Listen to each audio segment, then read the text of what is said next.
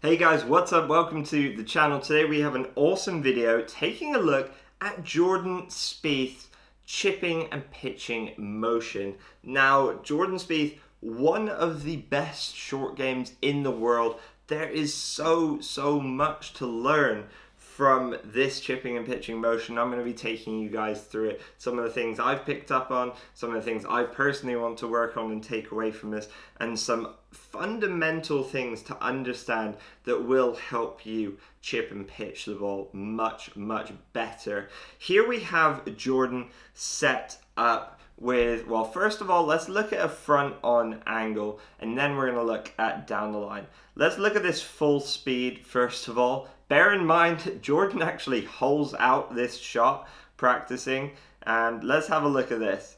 Pretty special. He's driving it in there low, bit of spin, and goes in the hole. Let's have a look at that full speed from down the line, and it looks absolutely awesome. He just strikes that ball so cleanly. It is incredible to see. Now let's slow it down and take a look at what's going on in this motion. Let's first of all have a look from front on, because this is actually a really important angle to understand what's happening in this action. Now bear in mind a few things to note. Jordan Spieth, well, he has one of the best coaches as well in terms of Cameron McCormick. If you don't know who that is, I highly recommend you check him out on Instagram, Cameron McCormick. And he's an absolutely incredible coach. He's Australian, lives over in America, works with Jordan, has done since he was young. Jordan grew up chipping on Bermuda, on quite grainy Bermuda. So if you don't strike a chip well on grainy Bermuda, it's probably going to go about a foot. So you really have to be striking the ball well. So we've got Jordan set up here, and that ball position looks like it's pretty neutral to me. It kind of looks from this angle like it's maybe on the front foot, but actually I think he's aiming a little bit further left. So I think it's actually pretty much in the middle of his stance. First of all, feet very close together. Spine angle and everything is pretty neutral. He does have some shaft lean because he's trying to play a slightly lower checking shot. As we slowly take the club back, we're going to notice, I love how wide he keeps the club. Let's just play this through and let him hit this. He strikes it so clean. It is absolutely insane. Now let's take it back and slow it down.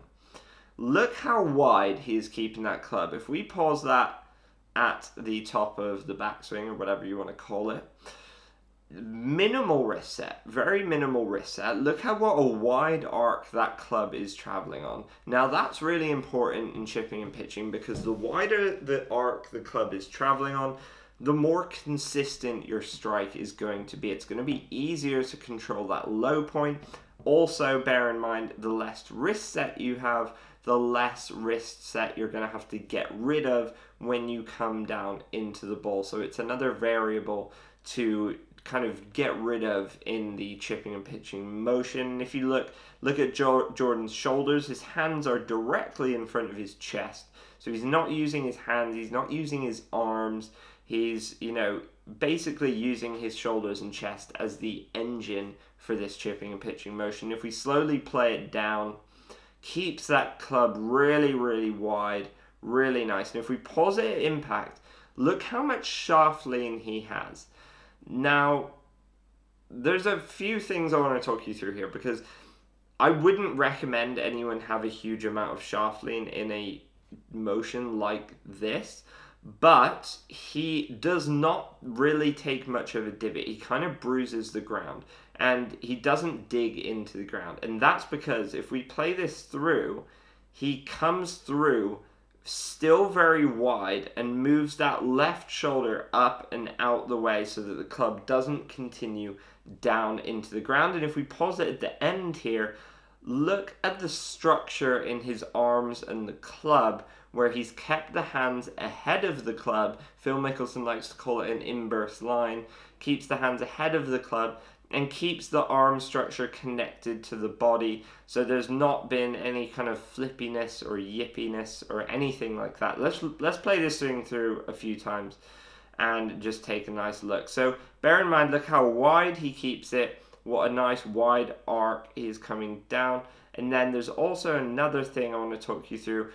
He's coming down in a V shape. So if we play this through again, as he comes down into the ball, he's keeping it wide, but he's coming down descending onto the ball, but then he's coming back up after he strikes the ball. The club moves back up. So let's look at that again. Just watch the club head. Nice wide arc, minimal wrist set, but now it's going to come down onto the ball and then work back up after impact. And that's how he's managing to get that low spin, get the hands ahead without digging into the ground, without creating any divots on the ground. You can see where the ground is, there's no divots. He's probably bruised the ground a little bit, but that's not the same as creating a divot, and you never want to be creating a divot from, he's only 10 yards off the green here.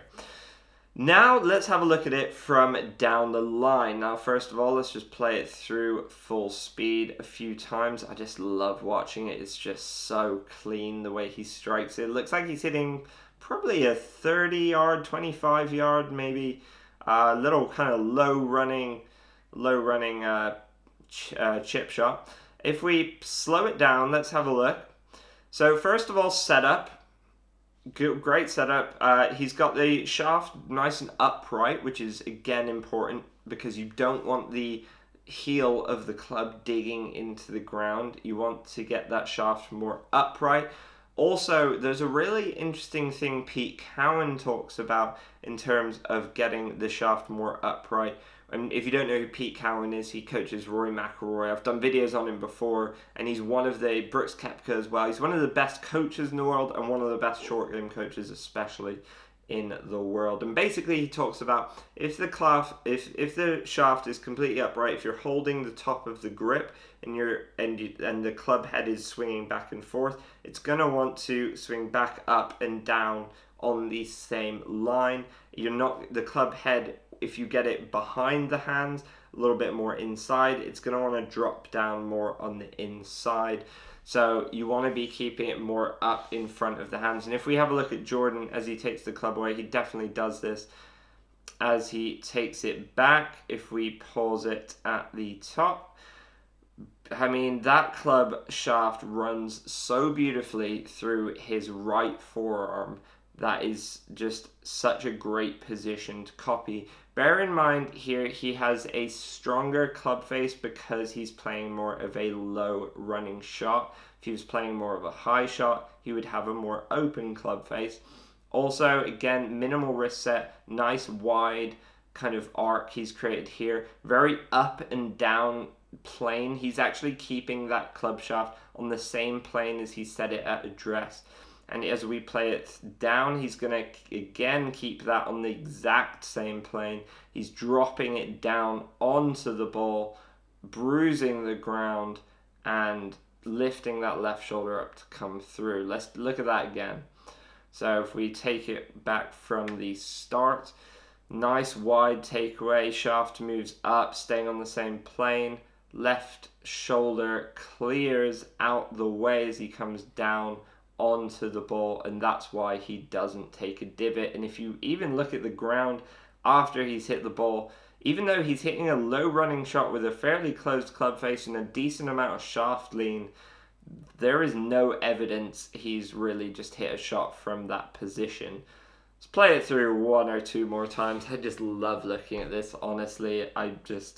I've never been that good a chipper or pitcher of the golf ball, so I absolutely love watching these guys and studying what they do. And Jordan is just one of the best in the world.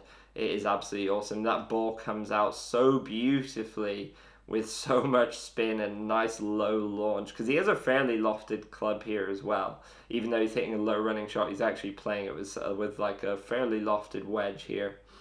Absolutely love it. It's such a beautiful motion. So guys, I really hope you have enjoyed watching that. I know I personally have. I absolutely love it. There is so much to learn there. If you guys picked up on anything else that I didn't mention, which, you know, you'd like to get my opinion on, or you just want to let me know, comment down below. I'd absolutely love to hear from you guys. I'll reply to all of your comments.